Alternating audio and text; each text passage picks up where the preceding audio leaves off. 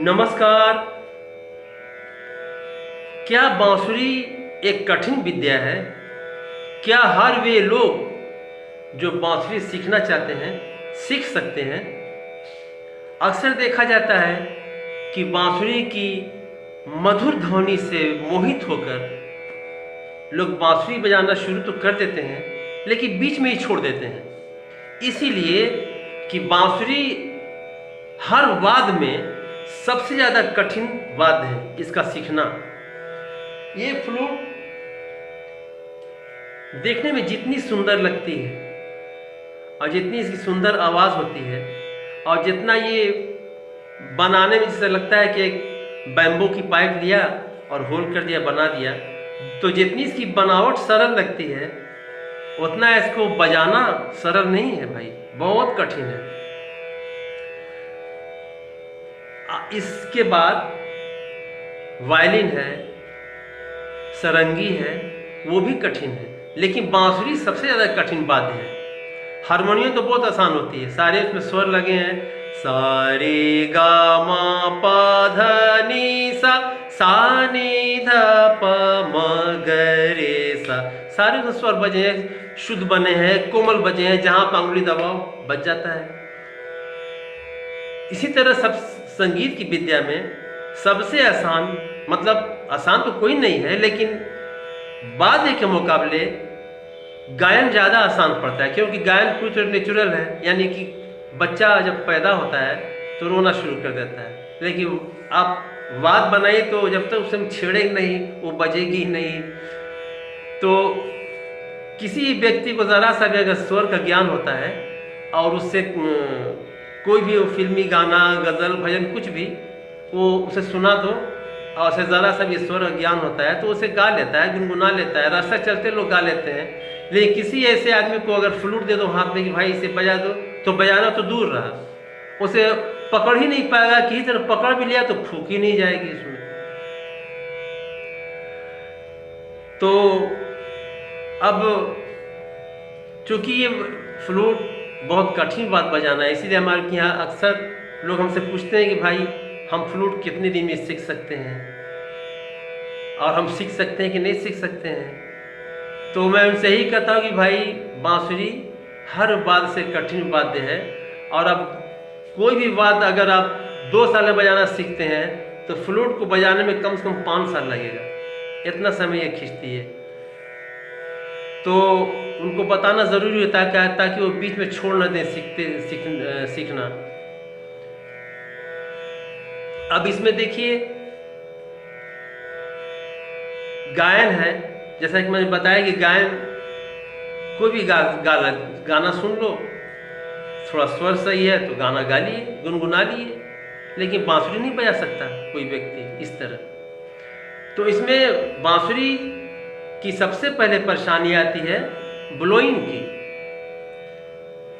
इसीलिए इसकी फूंक में को सही करने में बहुत समय लगता है। पहले तो फ्लूट जल्दी मुंह पर लगेगी नहीं, किसी तरह लगा लो बैठा दो, फिर फूंक सही नहीं बैठती है, धीरे धीरे उसकी प्रैक्टिस करनी पड़ती है, तब जाकर उसकी फूंक निकलती है। और वो जो फूंक निकलती है वो भी पूरी तरह क्लियर नहीं होती है, जब लॉन्ग नोट का रियाज किया जाता है बहुत दिनों तक, तब जाके उस तरह धीरे धीरे करके सारे स्वर सधने लगते हैं।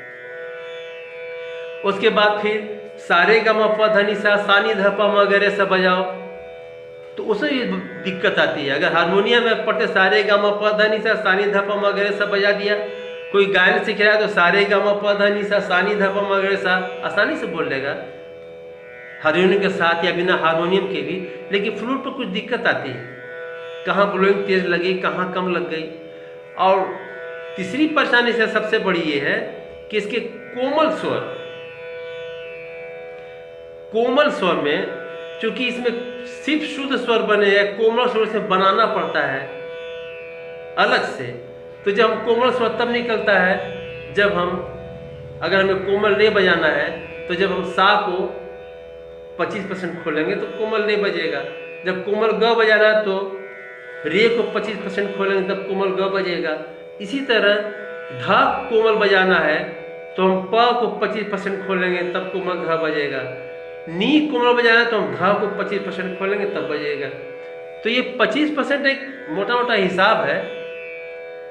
और इसमें कोमल स्वर का अगर किसी व्यक्ति को ज्ञान है भी अच्छी तरह, तो ज्ञान रहने के बाद भी ज़रा सा अंगुली इसकी 25 खोलने में कम बेशी खुल गई तो कोमल स्वर सही नहीं बचता।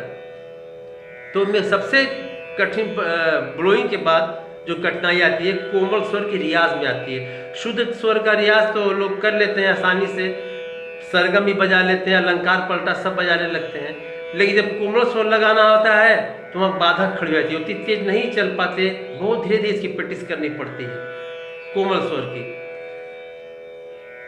आप किसी भी, अब जैसे मान लें कि आप कोई भी व्यक्ति अगर हारमोनियम नया सीखा हुआ है, कुछ बजाने लगा, या कोई गायन सीख रहा है, कुछ गाने लगा, और उससे अगर किसी जगह कोई गाने के लिए कह दे या हारमोनियम बजाने के लिए कह दे, तो घबराने के बाद थोड़ा बहुत बजा ही लेगा। कोई भी बात पर ज़रा सा हाथ छेड़ दो तो बज जाता है। लेकिन फ्लूट एक ऐसी चीज़ है कि ये नहीं बजती है। आप हारमोनियम पर दबा दो, सारे ग म प ध नि सा बजने लगेगा। गायन का रियाज कर लो तो सारे ग म प ध नि सा आप आराम से बोल लेंगे, गाना सुन के आप गा सकते हैं, लेकिन फ्लूट नहीं बजा सकते। तो ऐसे लोगों से अगर कोई बोल दे कि भाई मैं कुछ गाना सुनाइए, तो भले ही उतना सीखे नहीं, लेकिन कुछ ना कुछ सुना देंगे, गाना सुना देंगे, हारमोनियम बजा लेंगे। लेकिन अगर फ्लूट वाला से जो कुछ फ्लूट सीखा भी है और उससे कह दें कि भाई कुछ सुनाइए, तो अगर ज़रा सा नर्वस हो गया बजाने में, तो सबसे पहला काम तो है कि उसका हाथ कांपने लगेगा, फ्लूट सही जगह ओट पर बैठेगी नहीं, फिर उसकी अंगुली कांपने लगेगी, कोई सही लगेगा नहीं, असारा भरभर हो जाता है।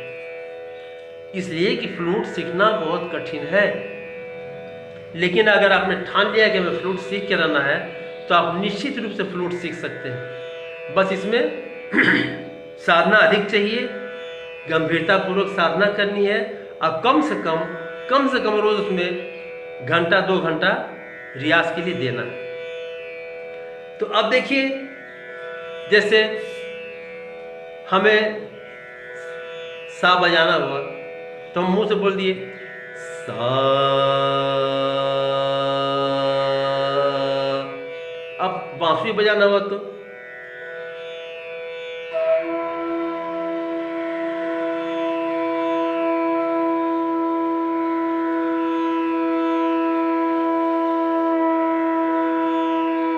अभी सही बजा, लेकिन जरा सा तिरछा हुआ तो गलत बज जाएगा।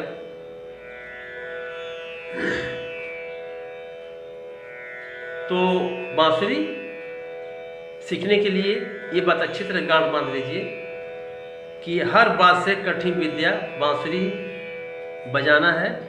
सो आपको बांसुरी में अच्छा रियाज करेंगे, तब इसमें आप अच्छा प्रदर्शन कर पाएंगे। मेरा ये वीडियो यदि आपको पसंद आया हो तो इसे सब्सक्राइब करें, लाइक करें और शेयर करें, और साथ ही साथ घंटे वाले बटन को दबाना न भूलें, जिससे मेरा आने वाला हर वीडियो आपको मिलता रहे। नमस्कार।